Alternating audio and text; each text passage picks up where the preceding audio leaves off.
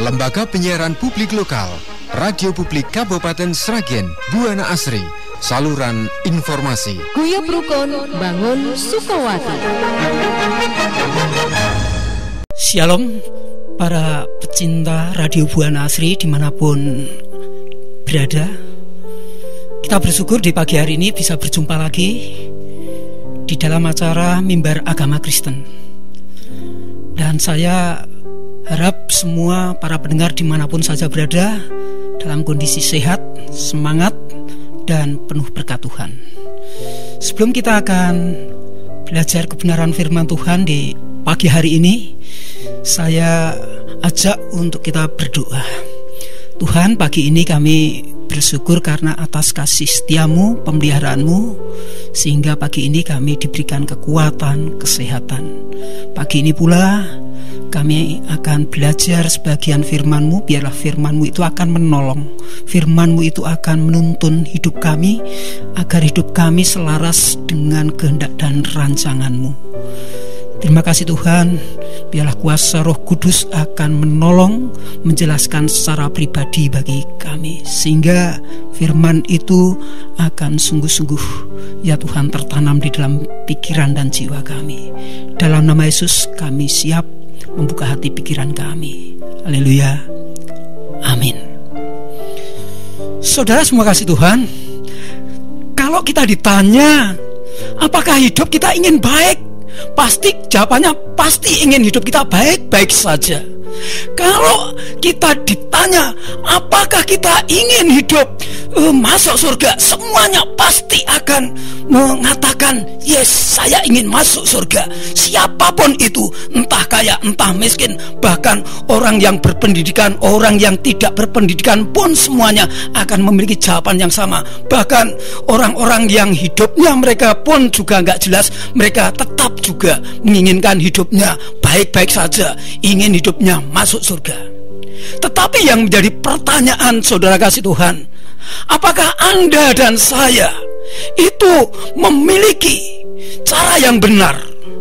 Bagaimana kehidupan kita itu di dalam kehidupan yang baik, dan juga kalau Anda dan saya ingin hidup di dalam kerajaan surga, cara hidup berkerajaan surga itu.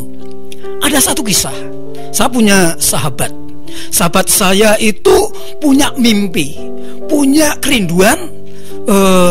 Dia orang Jawa, tetapi pengen rindu mereka tinggal hidup di Amerika. Suatu saat dia ketemu dengan orang Amerika yang ada di Jawa. Lalu diajaklah mereka untuk menginap semalam. Dan ketika menginap semalam di rumah orang Amerika itu, lalu dia diperkenalkan dengan cara hidup seperti orang Amerika, misalnya tentang makanan. Kemudian karena orang Amerika biasa makan roti, tidak makan nasi. Lalu juga termasuk kebiasaan-kebiasaan yang lain. Ternyata teman saya itu mengatakan bahwa wah, saya tidak betah dengan cara hidup orang Amerika. Karena apa? Karena berbeda dengan cara orang Jawa, karena sudah terbiasa cara hidup Jawa. Jangan-jangan hidup kita juga demikian. Kita pengen ke surga, tetapi cara hidup kita masih kita pengennya hidup cara dunia. Maka Anda dan saya, ketika Anda mimpi untuk hidup di dalam kerajaan surga, maka Anda dan saya, kita harus mulai sekarang melatih hidup kita bagaimana cara hidup di dalam kerajaan surga. Kalau Anda dan saya pengen hidup baik-baik saja, maka hidup kita juga harus kita menciptakan hidup yang baik. Karena sesungguhnya baik atau buruk itu tergantung pilihan kita. Baik atau buruk hidup kita itu sebenarnya adalah bagaimana cara kita menjalani hidup. Kita akan belajar pada pagi hari ini bagaimana cara hidup yang benar, cara hidup sebagai orang percaya, cara hidup sebagai kerajaan surga. Saya mengajak untuk merenungkan dari Mazmur pasal 34 ayat 13 sampai ayat 15. Begini firman Tuhan, saya bacakan. Siapakah orang yang menyukai hidup, yang mengingini umur panjang untuk menikmati yang baik? Jagalah lidahmu terhadap yang jahat, dan bibirmu terhadap ucapan-ucapan yang menipu. Jauhilah yang jahat dan lakukanlah yang baik. Carilah perdamaian dan berusahalah mendapatkannya. Penulis Mazmur ini adalah Daud. Pada waktu itu di dalam satu kondisi yang tidak menyenangkan karena dia berada di sebuah tempat pelarian. Dan di sana, saudara Tuhan, Daud kemudian di dalam posisi yang sulit, sehingga dia memiliki treknya bagaimana supaya dia itu selamat, supaya dia itu tidak diserang. Maka ia pura-pura tidak waras pikirannya di depan Abimelek, sehingga ia diusir lalu pergi. Di dalam satu masa pengasingan pelarian, disitulah Daud dia menyadari dalam kehidupannya, di dalam perenungannya, bagaimana supaya hidupnya itu memiliki kehidupan yang baik-baik saja, kehidupan yang tentunya menerima kebaikan dari Tuhan. Paling tidak ada 3 hal yang harus kita miliki, yang harus kita jalani dalam menjalani hidup kita supaya hidup benar, hidup yang baik-baik saja sebagai warga kerajaan surga. Yang pertama, di dalam ayat 14 di sana dikatakan, coba kita lihat ayat yang ke-14. Begini firman Tuhan: jagalah lidahmu terhadap yang jahat dan bibirmu terhadap ucapan-ucapan yang menipu. Yang pertama, milikilah dalam kehidupan Anda dan saya untuk kita senantiasa mengucapkan, memberikan perkataan-perkataan yang baik. Pemazmur menuliskan, memberikan nasihat, jagalah lidahmu. Kata jaga itu artinya kita mengatur, kata menjaga artinya kita mengendalikan. Mengendalikan perkataan, mengendalikan ucapan kita, itu adalah sesuatu yang penting dalam hidup Anda dan saya. Dan itu akan menentukan bagaimana kehidupan kita yang kita jalani, karena perkataan itu memiliki kuasa. Saudara kasih Tuhan, ada pepatah mengatakan, mulutmu harimaumu. Artinya apa? Segala ucapan kita itu memiliki suatu pengaruh apapun. Kalau dalam kehidupan, misalnya di tengah keluarga, ucapan-ucapan yang kita keluarkan itu bukan ucapan-ucapan yang baik, ucapan-ucapan yang menyakitkan, ucapan-ucapan yang melukai, ucapan-ucapan yang menghina, yang merendahkan, maka seisi rumah itu tidak akan memiliki kehidupan damai sejahtera, tidak akan memiliki hidup ketentraman. Dan itu akan berbalik di dalam diri kita kalau kita mengucapkan seperti itu. Karena ucapan itu seperti suara yang memantul, yang bergema. Dan itu ketika kita ucapan adalah ucapan yang buruk. Ucapan-ucapan kita, perkataan-perkataan kita adalah perkataan yang tidak membangun, maka itu juga akan berbalik dalam hidup kita. Maka itulah sebabnya dalam hidup Anda dan saya, kita harus hati-hati menjaga lidah kita. Pujian anak-anak sekolah minggu mengatakan, hati-hati gunakan mulutmu. Ini memberikan sebuah pesan. Ketika Anda dan saya setiap mau berbicara, maka lebih baik Anda tahan dulu, hati-hati. Ada peribahasa mengatakan, bahasa menunjukkan bangsa. Jadi siapa diri kita, itu adalah bagaimana ucapan-ucapan kita. Penulis mengatakan, penulis Amsal pasal 10 ayat 19 mengatakan, banyak orang yang banyak bicara adalah orang banyak melakukan pelanggaran, tetapi orang yang menahan bibir adalah orang yang berakal budi. Artinya apa? Memberikan pesan ketika kita mau berbicara, pikir dulu, saring dulu. Seringkali kita setiap berbicara, seringkali kita hanya meluapkan emosi saja, tanpa dipikir dulu, tanpa kita bisa memilih kata-kata yang tepat, tanpa kita menyaring dulu kosakata kita itu apakah yang baik dan pas itu yang bagaimana. Maka itulah sebabnya Anda dan saya, alangkah baiknya kalau setiap perkataan kita, mari kita susun dulu sebelum kita mengeluarkan ucapan kita. Apakah ini pas? Dengan siapa kita berbicara? Dengan siapa kita menyampaikan perkataan ini? Maka itulah sebabnya penulis mengatakan bahwa jagalah lidahmu, karena lidah itu, saudara kasih Tuhan, ketika kita ucapkan yang menyakitkan, ada pepatah mengatakan perkataan itu perkataan bisa menjadi seperti pisau yang menyakitkan, dan itu akan terus terasa. Lukanya, kalau luka kulit itu bisa diobati dengan betadin, cepat keringnya. Tetapi perkataan yang melukai itu sembuhnya lama. Itulah sebabnya kita hati-hati di dalam mengucapkan kata-kata, baik itu terhadap anggota keluarga kita, terhadap anak-anak kita. Mari kita katakan yang baik, karena itu akan mempengaruhi dan memberikan dampak kepada orang-orang di sekeliling kita. Rasul Paulus juga mengingatkan, hindarilah omong kosong yang tak suci, di dalam 2 Timotius pasal 2 ayat 16. Lalu juga Tuhan Yesus memberikan nasihat. Menurut ucapanmu itu engkau dibenarkan, tetapi menurut ucapanmu itu juga kamu bisa dihukum. Artinya apa? Semua ucapan kita itu dipertanggungjawabkan kepada Tuhan. Lalu penulis Kolose juga mengatakan, kata-katamu itu, hendaklah kamu kata-katamu itu penuh kasih. Artinya apa, saudara? Ketika kita berbicara, mari kita menyampaikan perkataan yang membangun, perkataan yang menghibur, perkataan yang membangkitkan, perkataan senantiasa yang positif. Hari ini banyak orang senang berbicara, bukan saja melalui pembicaraan melalui mulut, tapi sekarang ada orang yang berbicara melalui bentuk tulisan. Banyak tulisan-tulisan yang sekarang itu yang beredar, itu mengerikan.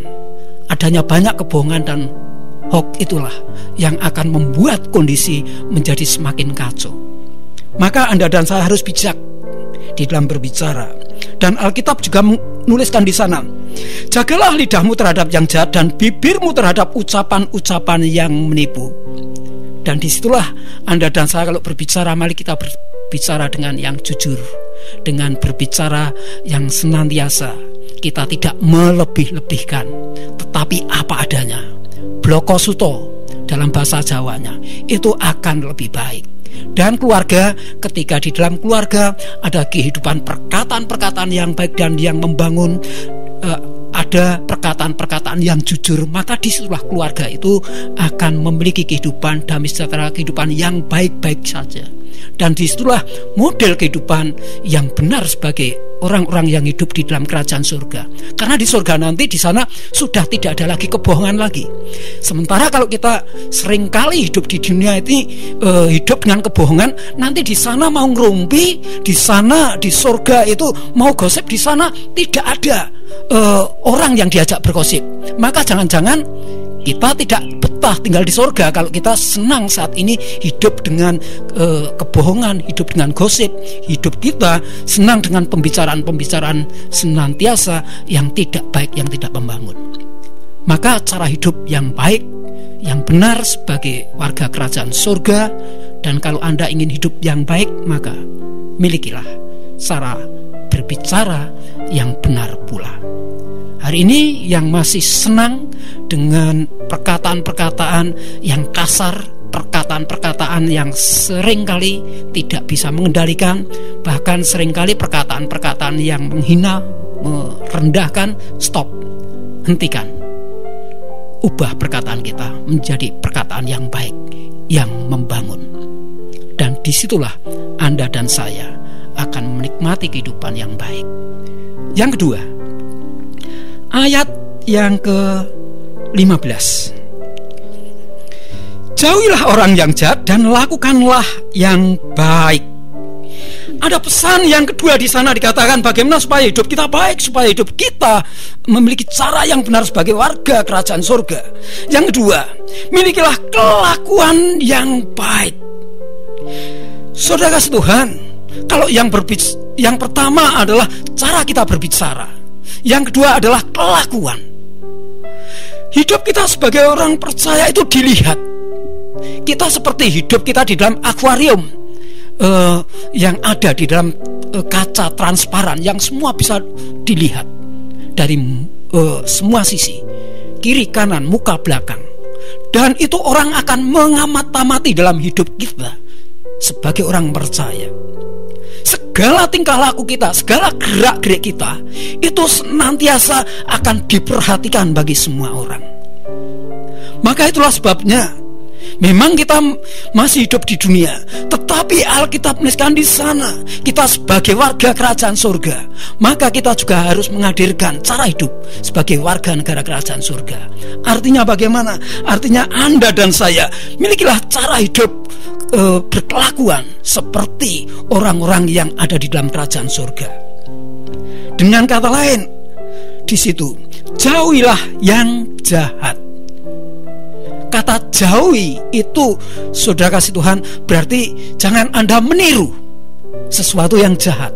Kata jauh itu juga berarti, saudara kasih Tuhan, Anda tidak untuk senantiasa berkumpul dalam kehidupan orang-orang yang jahat.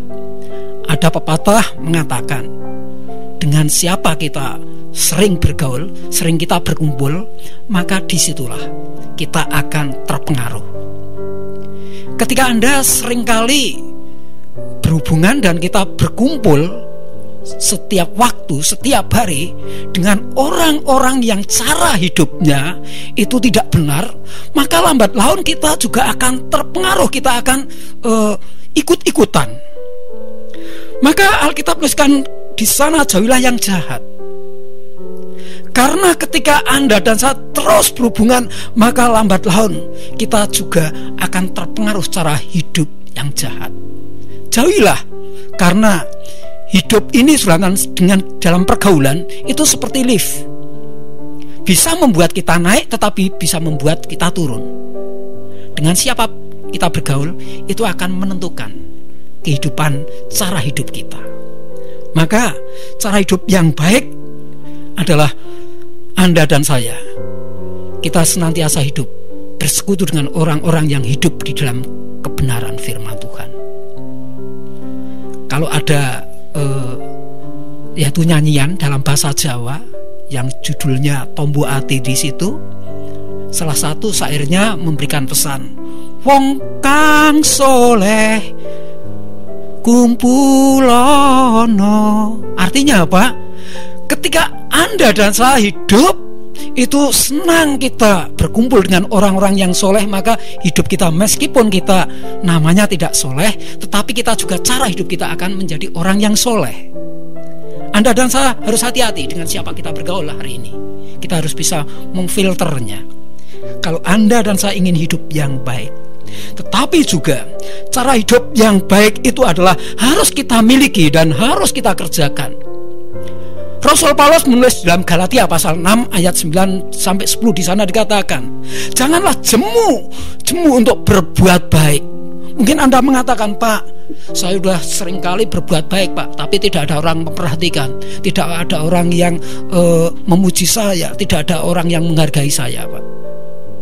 Kita memang berbuat baik tidak mencari pujian. Kita berbuat baik memang kita tidak memiliki dan mengharapkan penghargaan. Tetapi yang terpenting kita harus berbuat baik, karena pesan Tuhan, jangan pernah jemu, jangan pernah bosan, jangan pernah berhenti berbuat baik. Karena ketika berhenti berbuat baik, ketika Anda dan saya lalu kita menghentikan perbuatan baik, maka yang muncul adalah kejahatan di mana-mana. Karena Alkitab menuliskan bahwa gelap itu akan kalah dengan terang. Terang sekecil apapun, maka itu akan bisa mengusir kegelapan. Mungkin Anda mengatakan, saya tidak memiliki satu prestasi yang apa-apa, tetapi bisa kita mulai dari hal-hal yang kecil, hal-hal yang sederhana, yang kita mulai dalam lingkungan keluarga kita, dalam lingkungan komunitas kita. Maka agenda yang harus kita miliki setiap hari ketika kita membuka mata adalah perbuatan baik apa yang akan saya lakukan, yang akan saya kerjakan. Maka disitulah Anda tidak akan pernah berhenti berbuat baik. Karena ketika Anda dan saya berhenti berbuat baik, maka berarti Anda juga menyia-nyiakan akan kesempatan yang Tuhan berikan. Karena hidup ini adalah kesempatan untuk berbuat baik. Karena ketika kita dipanggil Tuhan, kita sudah tidak bisa berbuat baik lagi. Maka Anda dan saya, berbuat baik itu harus kita miliki dan harus kita lakukan. Lalu juga penulis mengatakan, Rasul Paulus, janganlah balas jahat, tetapi lakukan yang baik. Meskipun Anda dalam situasi kondisi apapun, artinya tidak ada alasan untuk tidak bisa berbuat baik. Termasuk ketika Anda dan saya menerima perlakuan-perlakuan yang tidak menyenangkan sekalipun, kita tetap harus berbuat baik. Ini menunjukkan sebuah kualitas hidup kita. Dan ini akan menciptakan atmosfer hidup di dalam kehidupan yang baik di lingkungan kita berada. Kalau model iblis itu hidupnya senantiasa jahat terus, tidak pernah memiliki hidup yang baik. Kalau hidup orang dunia, ya kalau kamu berbuat baik ya saya baik, kalau kamu berbuat jahat saya juga bisa berbuat jahat. Itu orang dunia. Tetapi kalau kehidupan orang-orang yang berkerajaan surga, orang-orang yang menginginkan hidup yang baik, maka balaslah kejahatan dengan kebaikan. Dan itu baru namanya Anda dan saya adalah cara hidup yang berbeda. Jadi yang kedua, milikilah, lakukanlah hidup yang baik. Yang ketiga, atau yang terakhir, di dalam ayat 15 bagian B di sana dikatakan, carilah perdamaian dan berusahalah mendapatkannya. Bagaimana supaya hidup kita baik-baik saja dan cara hidup yang benar sebagai kerajaan surga? Yang pertama, milikilah cara hidup perkataan yang baik. Yang kedua, milikilah cara hidup kelakuan yang baik. Yang ketiga, carilah perdamaian dan berusahalah mendapatkannya. Seringkali kita memimpikan sebuah kehidupan, hidup kita itu hidup yang baik, hidup yang damai, hidup yang diberkati Tuhan. Tetapi seringkali kita punya satu pemahaman bahwa itu turun begitu saja. Ternyata hidup tentram, hidup damai, hidup baik itu firman Tuhan tidak turun dari langit, tetapi itu adalah kita upayakan. Maka pesan Tuhan di sana katakan carilah dan berusahalah. Kata cari, kata usahakan itu berarti suatu bentuk kalimat yang aktif, bukan kalimat yang pasif. Dengan kata lain, hidup damai sejahtera itu ternyata Tuhan membutuhkan satu keaktifan. Apa yang harus kita lakukan dan kita kerjakan? Maka ketika Anda dan saya menginginkan kehidupan kita yang baik, hidup di dalam damai sejahtera, maka itu harus diperjuangkan. Bukan hanya kita duduk-duduk saja, tapi harus diperjuangkan. Kapan itu perjuangannya? Perjuangan yang kita perjuangkan terus-menerus setiap hari dan setiap hari. Karena kita berhadapan dengan situasi kondisi apapun. Dan Anda dan saya, kita harus bisa menciptakan situasi kondisi apapun itu. Ada satu hukum mengatakan hukum 20-80. Apa arti hukum 20-80? Arti hukum 20-80 itu artinya 20% itu keadaan, lingkungan, situasi. Tetapi 80% itu adalah tentang respon.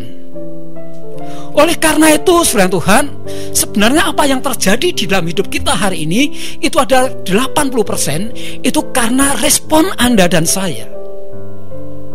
Contoh sederhana, peristiwa sama, tetapi respon yang berbeda pasti juga hasilnya berbeda.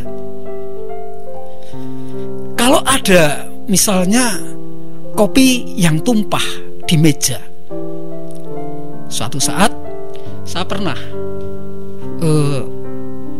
kopi yang saya buat, anak saya kemudian menumpahkan, menyenggol tanpa sengaja. Bagaimana respon itu akan terjadi? Suatu saat kemudian saya merespon dengan cara yang marah. Saya kemudian marahi anak saya, kamu menumpahkan kopi ini, baju saya jadi kotor, kemudian juga gelasnya pecah. Kemudian anak saya itu kemudian menangis, dan ketika menangis dia kemudian mau sekolah itu menjadi terlambat, sehingga ketika sekolah menjadi terlambat, kami harus nganter, itu harus ngebut. Dan ketika harus ngebut, kemudian terjadi di sana karena ada lampu merah, karena ingin buru-buru, kemudian saudara Tuhan menerjang lampu merah. Dan ketika menerjang lampu merah, kemudian bertemu dengan polisi, dan kemudian marah lagi, dan seterusnya. Kemudian sampai di kelas juga marah lagi. Dan itu akan, saudara kasih Tuhan, akan terus akan berkaitan terus-menerus sehingga sepanjang hari bisa marah. Kemudian itu juga terjadi yang ada di rumah, karena kemudian baju saya kotor, kemudian istri saya juga kemudian ikut marah juga, karena kemudian membersihkan lantai, dan semua seisi rumah menjadi marah. Tetapi suatu saat kemudian saya belajar untuk mencoba mengubahnya. Ketika anak saya itu menumpahkan teh yang akan saya minum, saya meresponnya mengatakan, ya saya maafkan nak, saya menyadari karena kamu tidak sengaja menumpahkan. Baju kotor nanti bisa dicuci, toh kita masih punya sabun. Gelas pecah, gak usah masalah, masih ada gelas yang lain, karena itu bukan gelas satu-satunya. Dari situlah anak saya kemudian mereka menanggapi dengan cara sukacita. Akhirnya selantan, sehingga si rumah juga tetap dalam kondisi sukacita, tidak terjadi lagi seperti yang dulu marah-marah. Artinya apa? Artinya bahwa segala sesuatu perdamaian itu harus kita upayakan.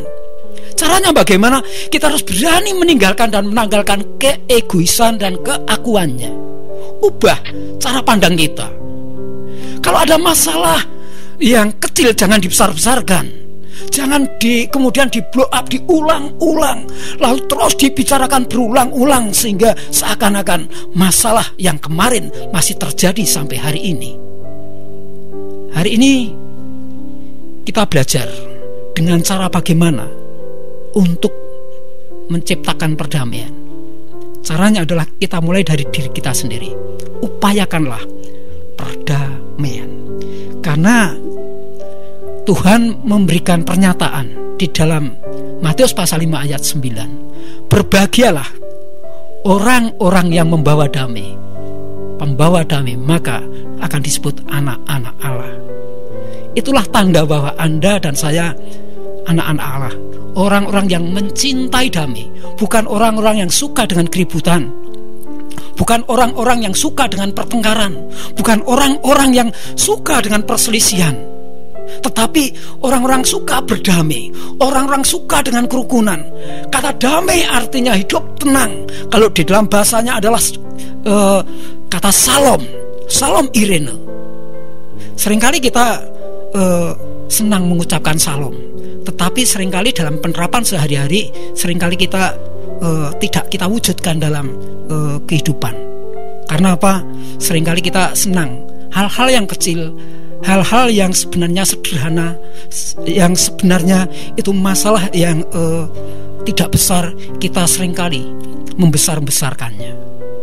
Maka Anda dan saya kehilangan damai sejahtera.